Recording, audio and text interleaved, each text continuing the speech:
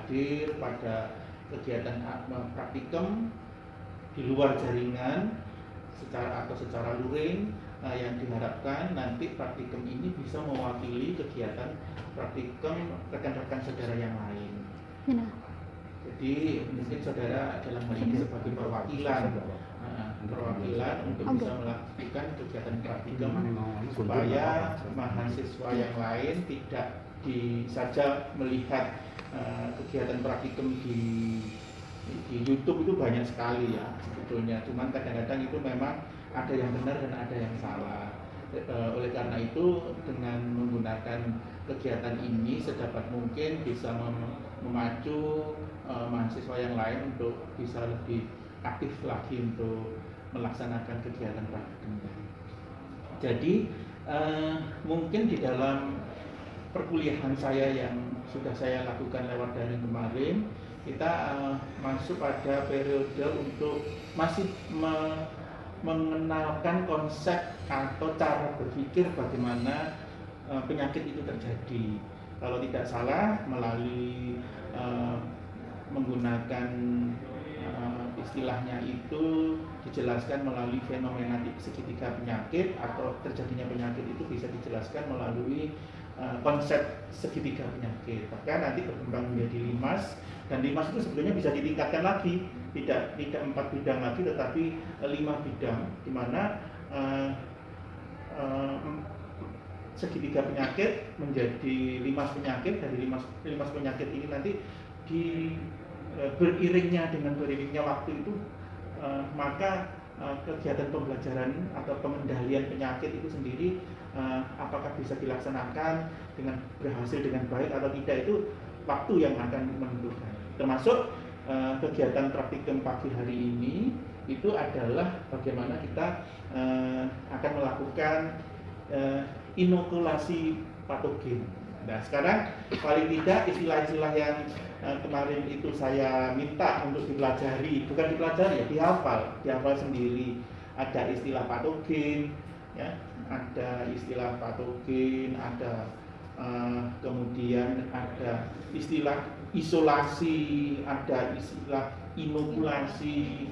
Nah, ini sedapat mungkin sudah tidak menjadi kita mempelajari definisinya lagi, tetapi betul-betul kita lakukan, kita laksanakan kegiatan isolasi itu bagaimana dan kegiatan inokulasi itu bagaimana. Kebetulan ini tadi saudara sudah membawa contoh-contoh tanaman sakit, ya. Kebetulan di sini adalah tanaman kacang tanah. Ini betul. Nah, dari sini aja nanti sudah kelihatan. Nah, ini ada contoh tanaman sakit. Sebetulnya sakit atau dimakan hama. Nah, ini nanti menjadi diskusi berikutnya. Tapi kalau saya lebih konsentrasi, yang dimaksudkan dengan tanaman sakit itu adalah tanaman yang menunjukkan gejala bercak coklat ini. Seperti saya mengajarkan lewat jaringan kemarin itu, harus dibedakan antara tanaman sakit dan tanaman dimakan hama. Kalau hama itu biasanya cara merusaknya dengan cara memakan, karena hama itu memiliki alat mulut. Alat mulutnya bisa bermacam-macam, ada yang punya gigi, ada yang tidak punya gigi. Nah, kerusakan yang diakibatkan cara memakannya serangga itu biasanya diikuti dengan hilangnya sebagian jaringan. Bisa jadi jaringan daun atau mungkin jaringan batang. Kalau di kasus di padi itu seringkali malah justru yang rusak batangnya, di batang pucuk yang paling tengah itu ya. Nah, sedangkan tanaman sakit itu jaringannya tidak dimakan, tetapi justru jaringannya tetap ada, tetapi dia abnormal. Ini yang benar-benar ingin saya tanamkan sejak dini. Selalu menjadi masukan kepada kita selaku pengampu mata kuliah hama dan penyakit itu. Pengguna alumni selalu memberi masukan kepada kita. Alumninya kadang-kadang kok belum bisa membedakan mana serangan hama dan penyakit, apalagi penyakitnya apa, itu kadang-kadang sangat sulit. Dan memang sulit, memang sangat sulit. Diperlukan jam terbang istilah saya semakin banyak kita melakukan kegiatan di lapangan, semakin kita banyak melihat gejala tanaman sakit, maka kita akan semakin paham. Sehingga kadang-kadang kegiatan seperti ini nggak perlu. Kegiatan ini yang disebut dengan isolasi dan inokulasi, rangkaian dari kegiatan yang disebut dengan postulat Koch itu sebetulnya fungsinya hanya untuk mengkonfirmasi saja kalau kita mengalami kesulitan di lapangan. Tetapi biasanya nanti kalau saudara sudah lulus itu biasanya job saudara itu sebagai pengamat hama dan penyakit misalkan. Nah, sebagai petugas pengamat hama dan penyakit, baik itu penyuluh atau petugas pengamat hama dan penyakit, yang diamati itu luas lahannya bukan hanya 1 meter persegi atau 1 peta, 1 kecamatan. Nah, saudara memiliki tanggung jawab luas wilayah 1 kecamatan itu bagaimana cara melakukan pengamatan hama dan penyakitnya? Belum mengidentifikasi, memonitor saja. Kadang-kadang oleh dinas kadang-kadang luas wilayahnya tidak hanya 1 kecamatan, beberapa kecamatan malah dijadikan 1 gitu.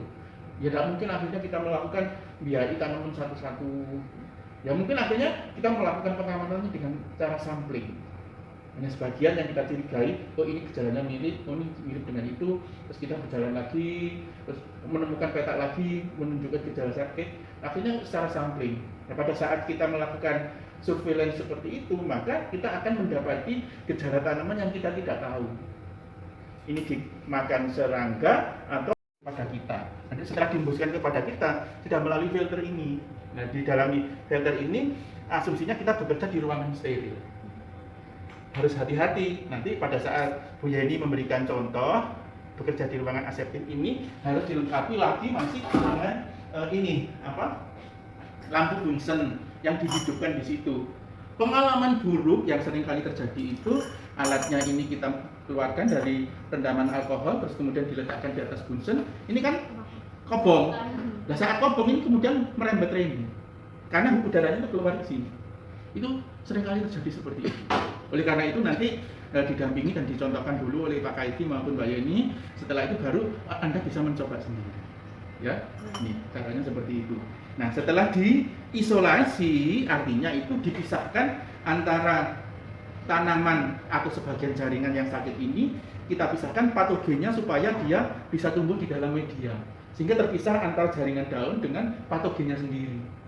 Nah, ini yang disebut dengan kegiatan isolasi.